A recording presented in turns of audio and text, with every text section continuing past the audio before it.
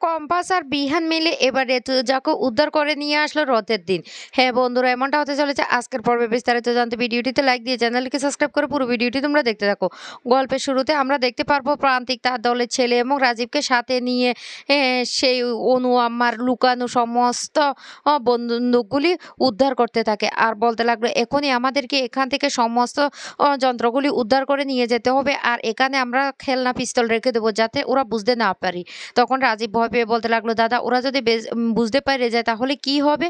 প্রান্তিক তখন বলতে লাগলো, ওরা বুঝতে পারবে না, আর ওরা যদি বুঝতে পারে তাহলে ওরা কিছু করতে পারবে না। ওরা কিছু করার আগে পুলিশ এখানে চলে আসবে, নতুবা যত্নতা এসে ওদেরকে মেরে এমন অবস্থা করে দেবে। এদিকে বিহান আর কম্পাস ঢুকে পড়ে যেখানে ঋতুজাকে আটকে রেখেছে, সেখানে একে একে সমস্ত গুন্ডাদেরকে মারতে থাকে। আর তখনই শব্দ শুনতে পায় ঋতুজা তখন বলতে লাগলো, আমি আমি স্পষ্ট বুঝতে পারছি বাইরে কিসের আওয়াজ হচ্ছে। আমার অনুভূতি বলছে আমার ছেলে এমন কম্পাস আমার কাছে আসছে আমাকে নিয়ে যাওয়ার জন্য। সত্যি কি আমার ছেলে এখানে আসছে? অন্যদিকে কম্পাস একে একে সমস্ত লোকগুলোকে মারতে থাকে, তার সাথে বিহানও ওকে হেল্প করতে থাকে। অনু আমার সমস্ত লোকদেরকে মেরে কম্পাস আর বিহান শেষ মুহূর্তে যখনই ঋতুজার কাছে পৌঁছে যাবে তখন আর দুটো লোক এসে ওদেরকে আটকে ফেলে। তখনই কম্পাস বলতে লাগলো, বিহান স্যার আমাদেরকে যে কোনো প্রকারে মায়ের কাছে যেতে হবে। এদিকে তো ঋতুজা বলতে লাগলো, আমার মনটা কেন এমন ছটফট করছে? ছেলে মেয়ে দুটো কি কোনো বিপদে পড়লো না? কিছুই তো আমি বুঝতে পারছি না। এই বলে ছটফট করতে থাকে ঋতুজা। ওইদিকে দেখা যায় কম্পাস আর বিহান অনু আম্মা সেই ওই পাহারাদার লোকগুলোকে একে একে সবাইকে মেরে এমন অবস্থা করে যে ওরা ঘুরে দাঁড়াতে পারে না। এরপরে বিহান আর কম্পাস পৌঁছে যায় ঋতুজার ঘরে। ঋতুজা তো ওদেরকে দেখে রীতিমতো চমকে যায়। আর তখন বলতে লাগলো, বিহান কম্পাস তোরা এসেছিস, আমি জানতাম তোরা আমার কাছে ফিরে আসবি। তখনই বিহান বলতে লাগলো, মা তুমি কেমন আছো? ঋতুজা তখন বলতে লাগলো, আমি ঠিক আছি, আমার কিচ্ছু হয়নি, তোরা ঠিক আছিস তো? কম্পাস তখন বলতে লাগলো, মা তোমাকে এইভাবেও আটকে রেখেছে ওই অনুজা? তখনই ঋতুজা কান্না করে বলতে লাগলো, হ্যাঁ রে কম্পাস, দেখ আমার কি অবস্থা করেছে। এইদিকে প্রান্তিক আর রাজীব তার দলবল নিয়ে সমস্ত আর্মসগুলি একে একে বস্তার মধ্যে ঢুকাতে থাকে। অন্যদিকে ছুটে যায় কম্পাস আর বিহান ঋতুজার কাছে গিয়ে তার মাকে জড়িয়ে ধরে। তখন ঋতুজা খুব কান্নাকাটি করতে থাকে আর বলতে লাগলো, বাবা বাবা তোরা এসেছিস, বিশ্বাস কর আমার মন বলছিল তোরা আসছিস। এদিকে প্রান্তিক রাজীবকে বলতে লাগলো, এমনভাবে সমস্তগুলোকে বস্তার মধ্যে প্যাকেজিং করতে হবে যাতে একটাও বাদ না পড়ে যায়, আর প্রত্যেকটা জায়গায় আমাদের সেই খেলনা পিস্তলগুলি রেখে দিতে হবে। রাজীব তখন বলতে লাগলো, ঠিক আছে দাদা। অন্যদিকে দেখা যায় ঋতুজাদের বাড়িতে জগন্নাথের রথযাত্রা উপলক্ষে রথ সাজানো হয় আর প্রীতা খুব সুন্দর করে রথটা সাজায়। তারপরে প্রীতা বড় বৌমাকে বলতে লাগলো, বড় বৌমা কম্পাস আর বিহান তো এখনো নিচে আসলো না, বাড়িতে আজকে একটা রথের অনুষ্ঠান। তখন মোহিনী বলতে লাগলো, ঠিক কথাই বলেছ মা, যে কম্পাস আর বিহান যদি না থাকে না আর সবকিছু কেমন জানি ফাঁকা ফাঁকা মনে হয়।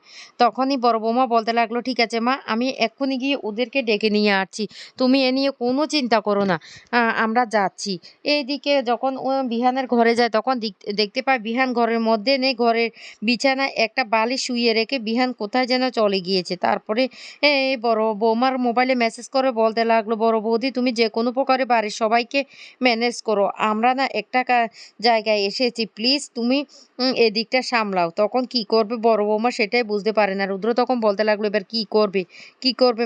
মেঘবালা মেঘবালা তখন বলতে লাগলো, কিছু একটা করতে তো হবে, বাড়ির সবাইকে আমাদেরকে আটকাতে হবে। তখন বলতে লাগলো, চলো আমরা নিচে গিয়ে যে কোনো একটা কিছু তো বলতেই হবে। অন্যদিকে দেখা যায় বিহান তার মাকে জড়িয়ে ধরে কান্না করতে থাকে। কম্পাস তখন বলতে লাগলো, ও মা, মা তুমি আর একদম কান্না করবে না, আমরা এসে গেছি, তোমার আর কোনো চিন্তা নেই, আমরা তোমাকে এখান থেকে নিয়ে যাব। তখনই ঋতু বলতে লাগলো, হ্যাঁ আমি জানতাম অনু এমন একটাই কাজ করবে, কারণ ছোটবেলা থেকে অনু আমাকে সবসময় হিংসে করতো। আর হিংসে করতে করতে না সে একদম কুপথে চলে গিয়েছে। আমি অনেকবার তাকে বোঝানোর চেষ্টা করছি কিন্তু প্রত্যেকবার সে কোনো না কোনো বিপদে আমাকে ফেলে দিয়েছে। এবারও ঠিক তাই করেছে। ওই দিন আমি লয়ারদের সাথে কথা বলে যখন ওয়াশরুমে গিয়েছিলাম সেখান থেকে আমাকে কিডন্যাপ করে নিয়ে এসেছে। তখনই কম্পাস বলতে লাগলো, এর শাস্তি তো ওকে পেতে হবে মা। আমি ওকে শাস্তি দিয়ে ছাড়বো। তখন ঋতু বলতে লাগলো, পারবি তোরা? ও কিন্তু খুব ভয়ানক। ও কিন্তু এবার এমনি, এমনি আসেনি। ও আমাদের পরিবারের ক্ষতি করার জন্য ও এসেছে। কম্পাস তখন বলতে লাগলো, "ও যাই কিছু করুক না মা, তুমি কোনো চিন্তা করো না।" বিহান তখন বলতে লাগলো, "মা আমরা তোমাকে একবার এখান থেকে নিয়ে যাই। তারপর দেখো আজকে রথের দিনে আমরা কিভাবে অনু আম্মার সমস্ত খেলাটা শেষ করি।" এদিকে প্রান্তিক দাও কিন্তু ওর ওর কাজ শুরু করে দিয়েছে। অন্যদিকে আমরা এখান থেকে তোমাকে নিয়ে যাবো। এদিকে নিচে এসে মেঘবালা বলতে লাগলো, "বিহানের নাকি সামান্য একটু জ্বর এসেছে, সে কিছুক্ষণ পরে আসবে।" যা শুনে কিঞ্জল তখন বলতে লাগলো, "আজকে রথের দিন ছেলেটা ঘুমিয়ে থাকবে এভাবে? না, না, আমাকে কিছুটা করতে হবে। আমি গিয়ে ডেকে নিয়ে আসি।" তখনই মেঘবালা বলতে লাগলো, "কাকুমণি, কাকুমণি প্লিজ তোমরা যেও না। আমরা তো এক্ষুনি ডেকে নিয়ে আসলাম। ও কিছুক্ষণের মধ্যে চলে আসবে। তোমরা চিন্তা করো না তো চলো আমরা সবাই গিয়ে না হয় এনজয় করি।" এই বলে সবাই গিয়ে যখন রথের টা নিয়ে এনজয় করতে থাকে তখনই সেখানে মোহিনীর মেয়ে চলে আসে। কিন্তু সেটা অরিন কিছুতে সহ্য করতে পারে না। অরিন তখন বলতে লাগলো, "এই ও এখানে কেন এসেছে? ও আমাদের বাড়ির কেউ হয় না। ও এক্ষুনি ওকে এখান থেকে চলে যেতে বলো।" এদিকে কম্পাস ঋতুজাকে বলতে লাগলো, "মা তুমি কেন এমনটা ভয় পাচ্ছ? আমরা তো এসেছি তোমাকে এখান থেকে নিয়ে যেতে। আমরা তোমাকে এখান থেকে নিয়ে যাব তারপর আমরা মোহিনীকে যা শাস্তি দেওয়ার শাস্তি দেব।" এই কথা বললে ঋতু তখন বলতে লাগলো, "আমার না বাড়ি যাওয়ার জন্য মনটা বড্ড ছটফট করছে। আমার আর এখানে ভালো লাগছে না। ও আমাকে এমনভাবে ওখানে আটকে রেখেছে যাতে আমি এখান থেকে কিছুতেই বের হতে না পারি।" কম্পাস তখন বলতে লাগলো, "মা আমি জানতাম ও যে তুমি নও। আমি সেটা বুঝতে পেরে গেছি। আমি তোমার ছড়াটা বলেছিলাম।" তখনই ঋতু বলতে লাগলো, "আমি জানতাম।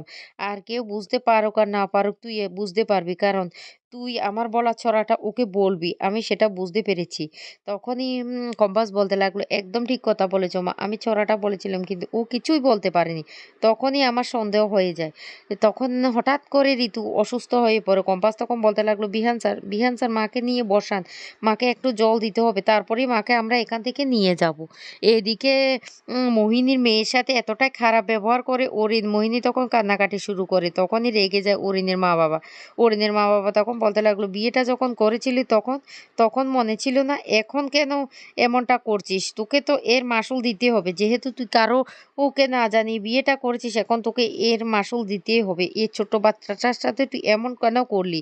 বাচ্চা মেয়েটার কি দোষ বল? বাচ্চা মেয়েটা যতদিন আমাদের বাড়িতে আছে ততদিন আমাদের বাড়ির ছেলে-মেয়েগুলোর সাথে খেলবে, আনন্দ করবে, সবকিছু করবে। তুই এর মধ্যে বাধা দিতে আসবি না। আমি কিন্তু তাহলে তোর গালে ঠাসঠাস চড় লাগিয়ে দেব।" তখনই অরিন রেগে তার মাকে কিছু বলতে গেলে কিঞ্জল তখন প্রচণ্ড রেগে যায়। রেগে গিয়ে বলতে লাগলো, "ও ও অরিন তোর এ বাড়াবাড়ি কিন্তু আমি কিছুতে সহ্য করতে পারছি না। তুই কেন চোখ রাঙাচ্ছিস? কাকে চোখ রাঙাচ্ছিস বল? কাকে চোখ রাঙাচ্ছিস?" এদিকে বিহান আর কম্পাস বলতে লাগলো, "মা আমাদের আর এখানে এক মুহূর্তও বসে থাকলে চলবে না। এক্ষুনি আমাদেরকে এখান থেকে পালাতে হবে।